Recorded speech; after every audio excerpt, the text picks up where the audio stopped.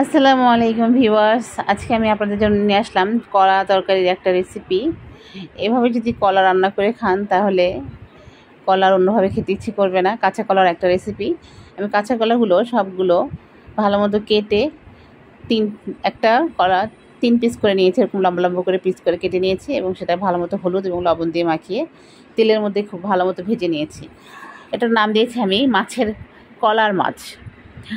আসলে এখন জিনিসপত্রের যে দাম, তাতে আমাদের আসলে সবসময় মাছ মাংস খেতে পারি না। আর এভাবে এই কাঁচা কলাটা যদি এভাবে রান্না করেন খুবই টেস্টি হয়।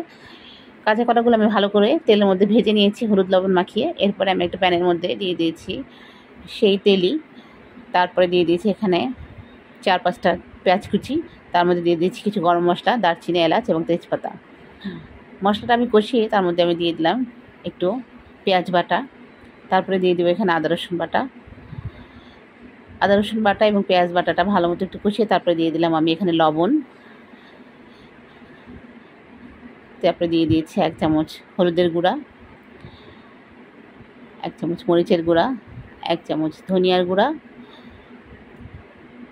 এবং 1 চামচ জিরার গুঁড়া দিয়ে মশলাটা আমি একটু পানি দিয়ে ভালো মতো কষিয়ে নেব, যাতে মশলার গন্ধটা চলে যায়, কাঁচা গন্ধটা। হ্যাঁ, মশলাটা আমি ভালো মতো কষিয়ে নিচ্ছি। কিছুক্ষণ কষিয়ে নিয়ে যখন তেলটা উপরে উঠে আসবে তখন এখানে আমি ভেজে রাখা সেই কলাগুলো দিয়ে দিব। এই যে তাতে মশলার উপরে তেলটা উঠে এসেছে। এখন আমি একটা একটা করে কলা যে পিসগুলো ভেজে রেখেছিলাম সেই কাঁচকলাগুলো এই মশলার মধ্যে দিয়ে দিলাম। কলার মাছ এভাবে মাছের মতো করে যদি ভুনা করেন কলা, সেটা খেতে খুবই সুস্বাদু হয়। আমি সবগুলো কলা এর মধ্যে দিয়ে দিলাম, দিয়ে একটু নেড়ে চেড়ে নিচ্ছি ভালো মতো মশলার সাথে,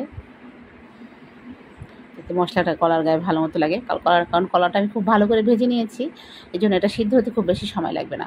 একটু নেড়ে চেড়ে নিয়ে আমি এখানে সামান্য পরিমাণে একটু পানি দিয়ে দিব।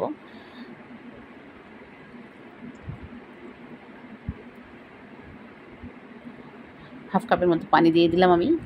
পানিটা দিয়ে এখন আমি আরও কিছুক্ষণ রান্না করব।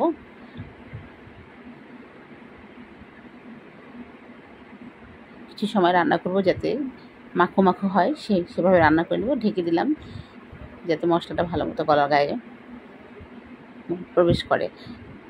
দেখেন একদম ভুনা ভুনা হয়ে গেছে কলার মাছ আমার। তারপর দিয়ে দিলাম কিছু কাঁচামরিচ উপরতে এবং ধনিয়া পাতা।